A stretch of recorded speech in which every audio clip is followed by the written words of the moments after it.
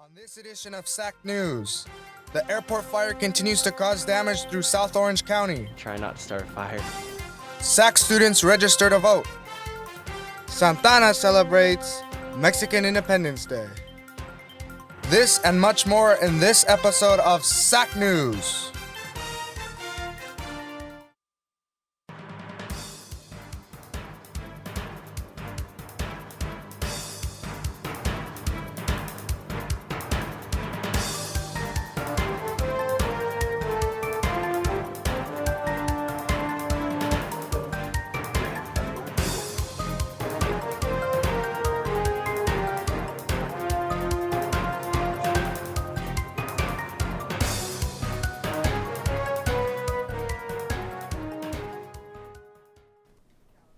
Hello and welcome to this week's edition of SAC News. I am Chris Garcia. I'm Sarai Guzman. McFadden Intermediate in the city of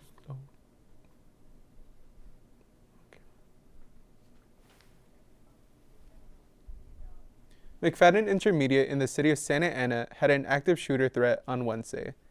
SAPD officer Natalie Garcia says the McFadden Institute of Technology requested for police at 2 p.m. The school remained on lockdown until after 3 with no signs of the active shooter. The threats were initiated on social media, but police did not find them credible. However, SAPD remained cautious by sending significant resources. An Anaheim mother has been arrested and charged with manslaughter for neglecting her 3-year-old daughter. Actions prosecutors say caused the young girl's death. Sandra Hernandez Cáceres, a 42-year-old Anaheim resident, is facing 1 count of involuntary manslaughter, according to the Orange County District Attorney. On September 6, Cáceres' family began searching for her after her son's elementary school reported that Sandra's 5-year-old son had not been picking from school. The family went to her apartment on Fashion Line and found her SUV parked outside. Both Cáceres and her 3-year-old daughter, Illy Reese, were found unconscious in the vehicle. Family members smashed the window and tried to save the child, but Reese was pronounced dead on arrival. Anaheim PD suspects the child was locked in the USB for several hours, temperatures reaching over 104 degrees.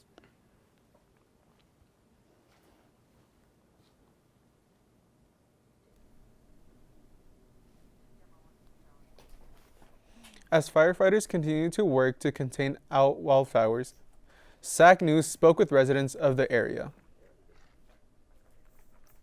One man claims to have been a witness to the start of the fire and also tells of how he kept his family safe. Reporter Tristan Racinos has our story.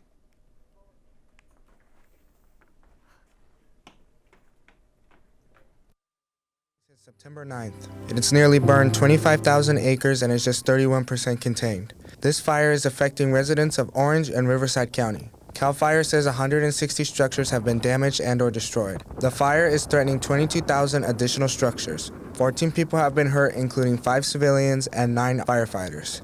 The cause of the fire is still under investigation. However, many residents are speculating that a man crashed his Model RC plane into Holy Jim Canyon.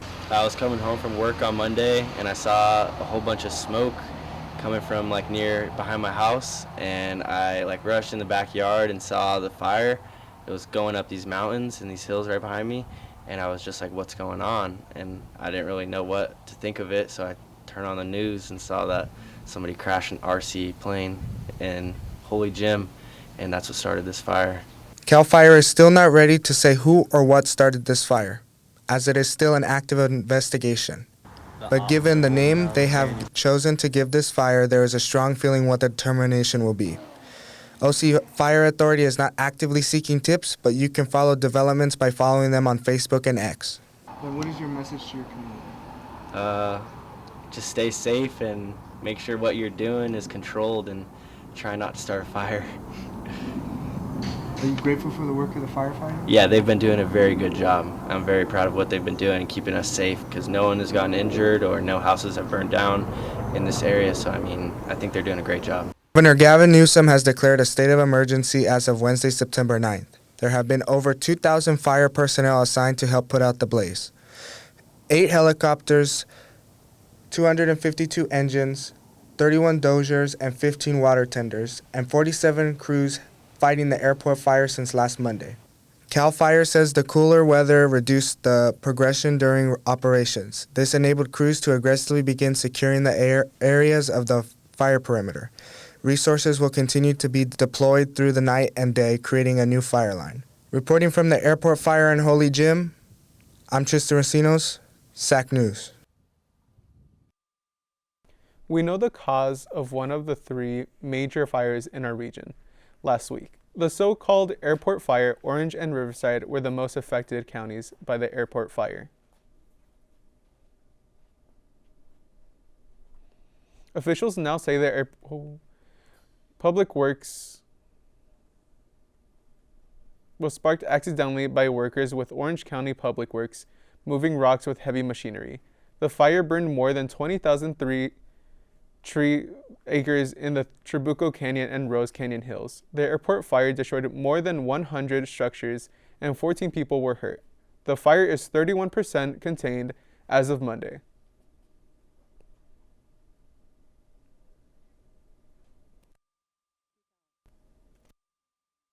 Man is facing murder charges for his alleged involvement in fatal drive-by shooting back on June 3rd. Cesar Gaspar was arrested in charge for shooting and killing 19-year-old Angel Jr. Wallace, a Santa Ana resident near the 11,000 block of South Poplar Street. Gaspar was charged with murder along with additional enhancements for a fatal drive-by shooting and criminal gang involvement.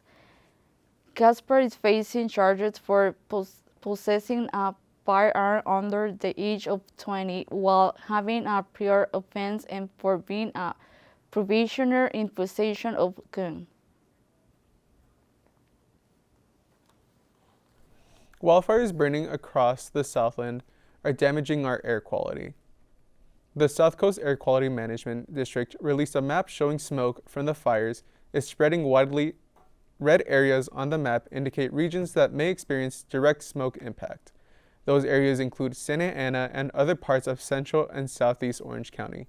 If you're not near any wildfires, the air can still be affected due to winds and other factors. A smoke advisory is in effect until the end of the week. The DMV in Laguna Hills announced it's closing its door for good in middle October, news that's not been well received by South Orange County residents. Those residents will have to drive to the next closest DMV San Clemente, for example, 30 or 40 minutes away to get their real IDs and take their driving tests. DMV officials determined it will cost too much to renegotiate their lease at the current Laguna Hills location and to make the necessary improvements, which is why it sought to relocate the facility to Mission Viejo. City officials denied the DMV permit request, citing traffic concerns. When we come back, the Dons and Doñas defended SAC's name on football and soccer. The city of Santa Ana celebrates Mexican Independence Day. You're watching SAC News. We'll be right back. Hi, welcome. My name is Mike Dermody, and I'm a professor at Santa Ana College in Film and Television. And I'd like to introduce you to a relatively new certificate that we have called Agency Film Production, where we take the basics of digital storytelling and film production, such as editing and cinematography. And once you get through those basic classes, then your advanced classes are wrapped around working with clients to help tell their story. When you talk about agency film production, the individuals involved in an agency production unit both come up with the ideas and even before that come up with the strategy. then come up with the concept, and then go ahead and execute that concept, including all aspects of production. It's not like you can read a book and do this. You actually have to go out and really practice. There's a lot more hands-on. There's a lot more like working with equipment. I feel like you get a lot of real-world experience by coming to the Digital Media Center. Welcome back, Dons. Downtown Santa Ana was transformed into a vibrant hub of cultural festivities this weekend, where families and friends gathered to honor Hispanic heritage. On Sunday morning, the gathering spot was Main Street for the Fiestas Patrias Parade. Emma Gonzalez report from downtown Santa Ana. The Fiestas Patrias event was a chance for every Hispanic Latino to bring all traditions to life, a chance to celebrate 213 years of Mexico independence. This city has a lot of connection with Mexico, and a lot of its people are from there that migrated over here from the 80s until today. So it's very important that we keep that connection between both countries. Yeah, it's important because you want to keep the tradition going and make sure that you keep keep the tradition going to make sure the culture stays alive here in the U.S. Reverence for history and tradition is especially important for every Hispanic Latino, especially when you are living far away from your native country. And we're out here celebrating the Fiestas Patrias, and we just want to make ourselves visible, let people know that we offer quality education, it's free of charge, and it's open to any residents in Santa Ana, and we're just happy to be here. More than 80 local vendors were part of this event, and many educational programs were visible to offer important information to the community. I believe we have about 80 vendors total that are participating this year, and I believe it's the largest amount we've had with Fiestas. I think it's really important, especially because America is made up of so many different cultures, so it's really nice to be able to represent that, and I'm glad that we have it here in Santa Ana to kind of show off that. Thousands were so happy to celebrate Hispanic Independence Day. Reporting from downtown Santa Ana, Emma Gonzalez, SAC News. A great time for sure, honoring all these traditions from Mexico and Central America, and bringing these cultures to the younger generation. Presidential elections are just around the corner. Reporter Nathan Abuzan went to SAC's main campus to check out the Get Out the Vote push. Santa Ana College hosted its Constitution Day and National Voter Registration in the main plaza. The event was organized by SAC's Associated Student Government, and its aim was to educate students about the importance of voting in this upcoming election. ASG student president Jessica Velez informed others about the upcoming date to actually vote on campus. Students will go to the polls September 30th. We want to encourage all students to come out and register to vote. We got, some snacks we can provide for them. It's really important, for us to get as many students, citizens in general, to come and vote. ASG presented students with information on why voting matters and provided snacks for those who registered or checked their registration status. I know every election, everyone always says it's very important, but I feel like every election is important in a sense. It's a way to let our legislators know that we're taking action, and this is why we're voting, and we want basically our voices to be heard. We want to be able to have our Congress and our senators and even our presidents and vice presidents to understand the importance of what matters for us Americans. ASG members made it easier for attendees to vote online and in paper. I think it's important to let our voices be heard out there, being as the young society that we are, and then the future generation. So I think we should have a voice in it and vote. This event is held every 4 years on September 17th. ASG this year set up their booths from 11 a.m. to 1 p.m. Reporting from SAC Main Campus, Stephanie Ramirez, SAC News. Volleyball played 2 games on Friday. The first game was against LA Mission, who handed the Dons a loss 3-0. The second game was against Chaffee, and the Dons returned the favor, taking all 3 sets against the Chaffee Panthers on Monday. The Dons played against San Diego City and handed them a 3-2 defeat. The Lady Dons play their next game at home this Friday against next-door rival Golden West. On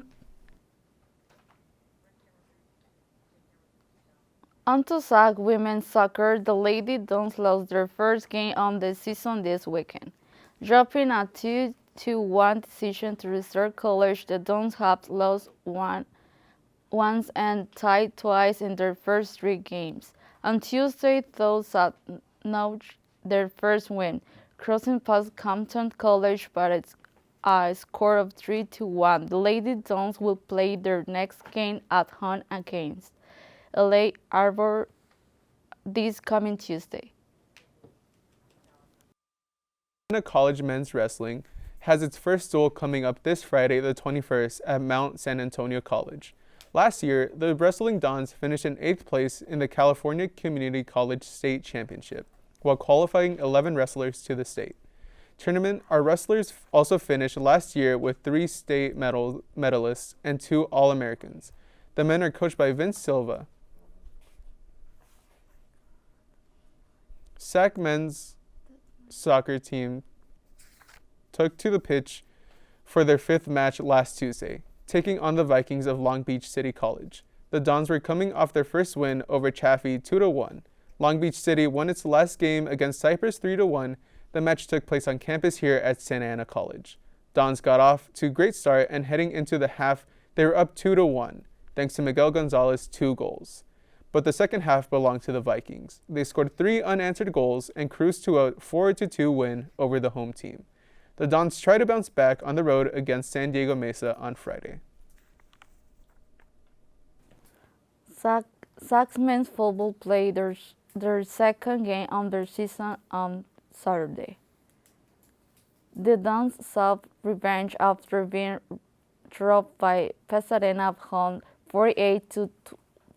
LA Southwest was looking to knock their first win of the season. The Dons got off the slow start, scoreless in the first quarter. Everything changed in the second quarter after the Dons scored 14 answered points. The Dons offense was too much for the Quaggers to handle. Nate Bento threw for 2 scores, and the Dons cruised to their first win, beating the Southwest Cougars 28-19. The Dons takes on Glen this Saturday at Eddie West Field. That's it for this edition of SAC News.